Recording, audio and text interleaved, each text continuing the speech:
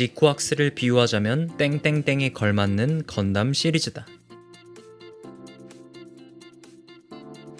지난 6월 25일 지쿠악스의 최종화가 공개되면서 마무리가 되었습니다. 극장판 선행 공개로 이 세상의 모든 건담 팬들을 매주 기다리게 만드는 떠들썩한 작품이었죠. 하지만 결말은 뭐다? 네, 망했습니다. 까지는 아닌데 그냥 전형인 작품이 돼버렸죠. 물론 에바 묻은 건담이라는 작품으로 말이죠. 그래서 오늘은 위키에 적혀있는 평가 목록표를 읽어보며 이를 토대로 지쿠악스에 대한 이야기를 해보도록 하죠.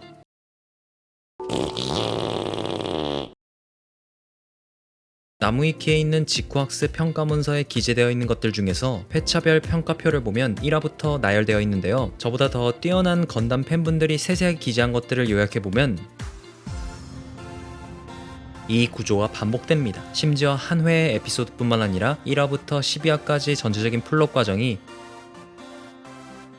이렇게 만들어졌죠. 진짜 이전 제 영상의 댓글들이나 혹은 다른 팬분들이 언급한 것처럼 신규 유입을 위해 만들어진 애니라기보단 안노가 퍼건과 제타 건담 이 라인을 그때 자신이 본 그 시절의 감성을 비틀어서 다시 자기만의 방식대로 신식 기술로 만든 애니라고 볼 수 있었죠. 그렇게 원작 오마주나 팬서비스까지 잘 녹여냈고 호평을 받을 만한 부분이지만 안타깝게도 호평에 견줄 만한 혹평거리들도 무척이나 많이 쌓였던 것이 문제였습니다. 어쨌든 긍정적인 평가 요소 중에서 지온의 비판적인 이프 스토리에 대한 의견도 굉장히 잘 썼다고 생각됩니다. 결국 누가 전쟁에서 이기든 간에 그놈이 그놈이다라는 것을 제대로 표현을 잘했죠. 그리고 두 번째인 빠르고 자극적인 전개도 현 시대의 쇼츠, 릴스, 틱톡 메타에 어울리게끔 만든 것도 한몫했죠. 세련된 캐릭터 디자인과 뛰어난 작화, 이것도 보면서 어울리냐 어울리지 않느냐로 귀결릴 수 있는데 보면서 아무런 문제가 없던 걸로 보아 충분히 긍정적인 요소였습니다. 네 번째, 풍부한 CG와 전투 연출, 이것 역시도 전에 제가 영상에서 언급한 그때 그 시절과 다른 이프의 모습을 잘 만들었다고 했었죠. 그럼 이제 다음 복합적인 평가로 가보겠습니다. 건담이 상업적으로 잘 되는 것 중 하나가 바로 프라모델 사업인데요. 메카 디자인이 많은 호불호가 갈린다고 평가를 내렸습니다만 글쎄요, 저는 좀 다른 의견입니다.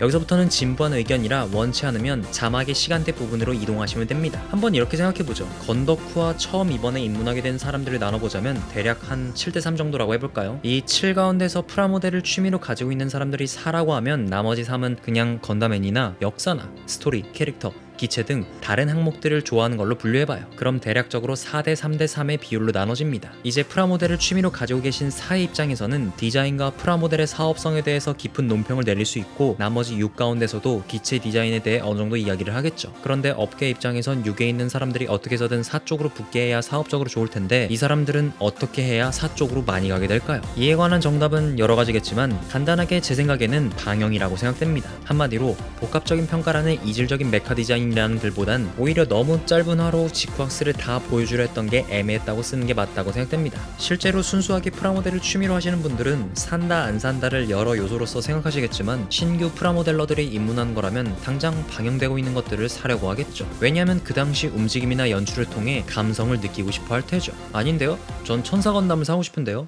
혹은 저는 메카 디자인을 보고 입문하겠습니다 라고 한다면 뭐 할 말은 없고 이것 또한 개인의 취향인 영역이기도 하지만 대체적으로 물들어올 때 노를 저어야 할 때가 있는 법이죠. 어쨌든 이질적인 메카 디자인보단 애매한 쿨이 지쿠악스를 용두사미로 만들어버렸다고 평가됩니다. 그럼 이제 부정적 평가란을 가보도록 하죠. 첫 번째인 주연들의 빈약한 서사와 관계성에선 도파민과 빠른 전개만 중시하다 보니 터질 게 터졌죠. 원래 있던 캐릭터들을 새로운 스토리에 걸맞게 재배치하는 방식은 새로 만든 캐릭터들을 배치하는 것보다 훨씬 쉬운 방식입니다. 일단 스토리의 결이 존재하기에 이것을 각각 원하는 흐름에 맞게끔 넣어두기만 하면 되니까요. 하지만 지쿠악스의 주인공인 마추, 냔, 슈지는 저도 처음 본 인물들이라 그걸 어떻게 이끌어 나가야 할지 관계도가 매우 중요한 인물들이었습니다. 특히 한 치 앞도 예측할 수 없이 어떻게 변모할지 몰랐던 지쿠악스의 세계관에서는 새로 생성된 캐릭터들은 시청자들의 상상력을 펼칠 수 있는 요소들이었지만 막상 구시대 인물들의 행적에 관한 서사를 연결시켜주는 연결고리로 전락한 주인공들인데 이게 무슨 건담인가요? 또한 클랜 배틀하고 퇴근하고 쉬는 메카 건물이 되고 나서 이 다음에는 큰 서사가 있어야 하는데 그 큰 서사는 결국 구시대 인물들을 위한 빌드업에 불과했을 뿐 이들이 왜 뉴타입으로 설정된 의의가 별로 특별해 보이지 않아서 나중에는 굳이 얘네가 나서서 뭘 한다는 게 기대되지 않았고 그냥 없어졌던 샤만 기다린 결과로 이어졌습니다. 두 번째, 소모적인 캐릭터 활용은 진짜 이걸 보고 신규 손님보단 아직 우리 집 장사하고 있다며 옛날에 방문했던 손님들한테 1+1 패키지 쿠폰을 나눠주는 것 같았어요. 예전 제 영상에서 이런 스토리라면 말하자면 쿨을 길게 빼서 뭔가를 보여준다고 말했던 것처럼 이전 구작에서 나왔던 메카들이나 캐릭터들은 단순하게 한화로 끝낼 만한 요소들이 아니거든요. 오죽했으면 제가 그리프스 전역 이야기를 꺼냈을까요? 결국 건담이라는 이름을 걸고 작은 호와 큰 불호가 아닌 큰 호불호가 되려면 키워드가 전쟁이나 갈등이 커야 하거든요. 또한 마추가 여러 등장인물들과 만나면서 성장해가는 스토리가 의도였다고 하는데 글쎄요?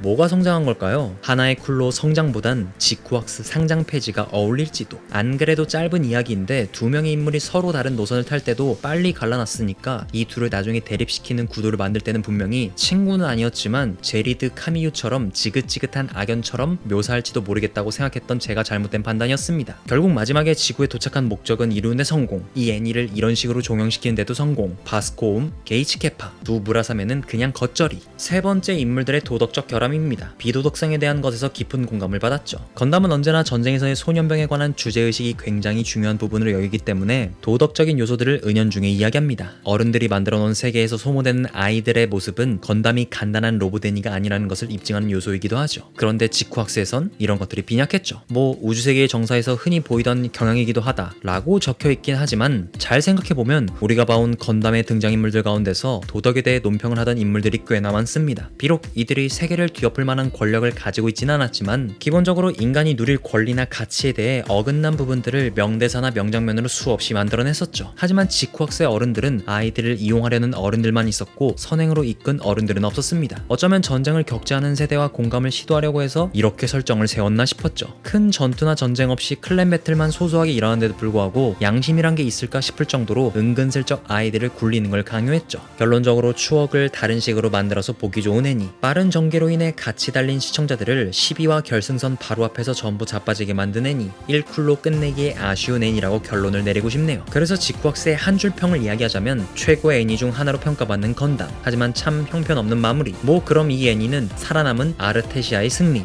아르테시아 부전승.